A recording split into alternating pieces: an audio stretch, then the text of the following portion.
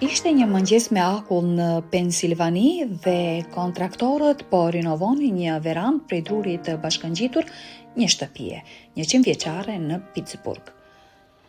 Por kur ata filluan të ishin terasat e vjetra dhe të kalbura prej druri, bën një zbulim. Diçka ishte varrosur atje poshtë, verandës së shtëpisë. Një mister o kurzi ishte qëndruar pezull mbi qytet për dekada. A do të zgjidhej më në fund ai? Para se të fillojmë, siguroni që të shtypni butonin like, të abonoheni në kanalin ton dhe të klikoni zilën e njoftimeve për më shumë video të mrekullueshme.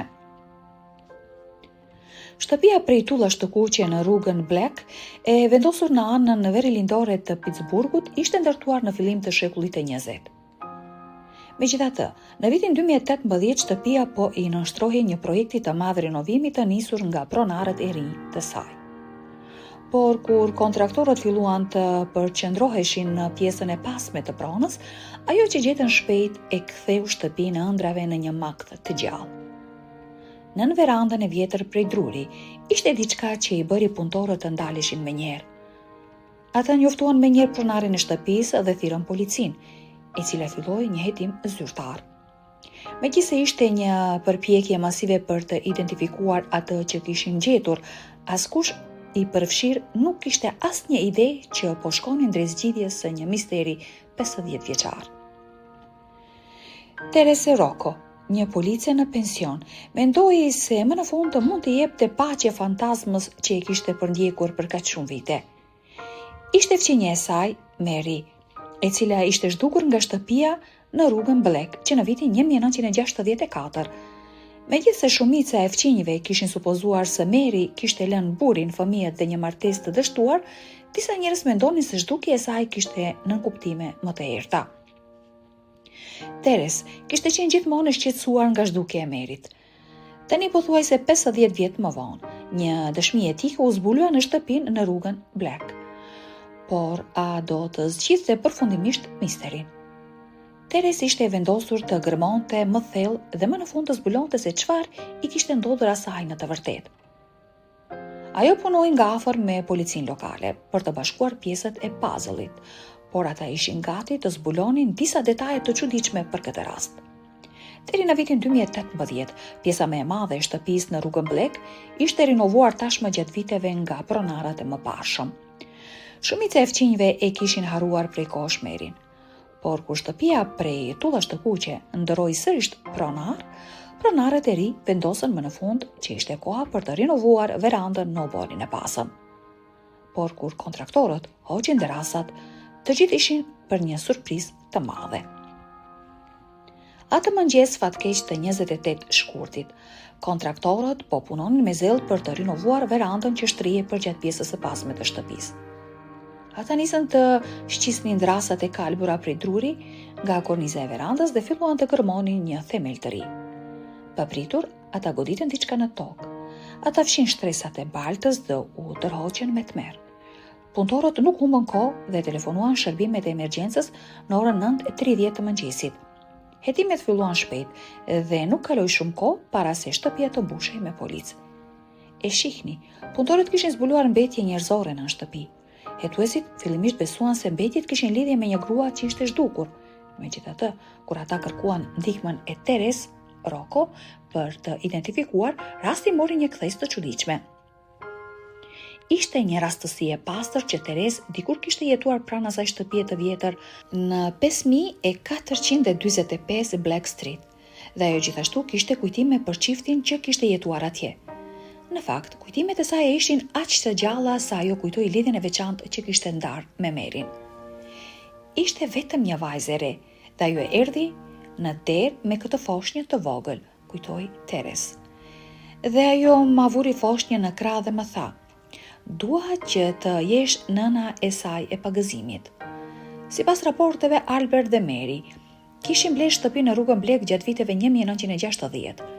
Ata jetuan në shtëpi për disa vite me 2 fëmijët e tyre, por Teres kujtonte që marrëdhënia e tyre kishte qenë e trazuar për të mos thënë më shumë, por vetëm në vitin 1964 jeta në familjen Arthuri ndryshoi përgjithmonë.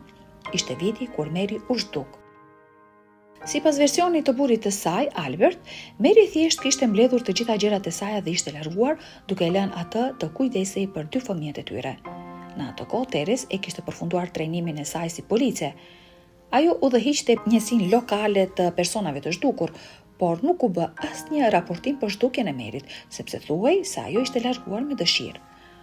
Por më pas filluan të qarkullonin thashë theme. Kishte zëra në të gjithë lagjen se Mary kishte tradhtuar burrin e saj, por me kalimin e kohës, shumica e njerëzve mbetën të hutuar nga zhdukja e saj. Teres nuk ishte përjashtim. E dija që kishte probleme dhe mendova, lëre të qetë, kujtoi Teres. Por gjithashtu, pyesja veten pse nuk u përpoq të kontaktonte me fëmijët e saj. Por Teres nuk ishte e vetmja që filloi të dyshonte.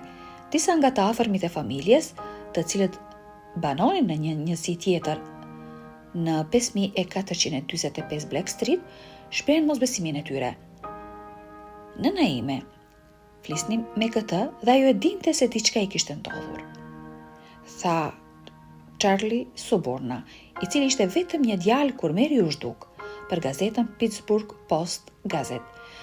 Për më tepër, ai kujtonte se Albert kishte ndërtuar një tarac në pronën e tij menjëherë pas zhdukjes së gruas së tij.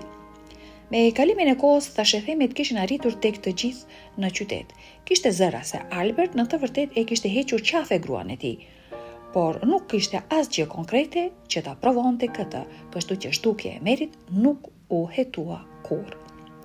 Për 5 dekada të gjata, vendodhja e saj mbeti një mister, derisa Teres u kontaktua për mbetjet e gjetura në shtëpinë e vjetër të asaj familje. Së shpejti Teres ishte në gjendje të provonte se teoria fillestare e hetuesve ishte e gabuar. Dhe kur ajo kuptoi se ku ishte gjetur trupi, filloi të dyshonte nëse kishte lidhje me zhdukjen e Merit. Prandaj, ajo vuri në kontakt policin me vajzën e saj të pagëzimit. Përmes testimit të ADN-s, hetuesit ishin në gjendje të zbulonin të vërtetën shumë shpejt. Fatkeqësisht, ishte Mary dhe trupi i saj ishte varrosur në oborin e shtëpisë së saj familjare.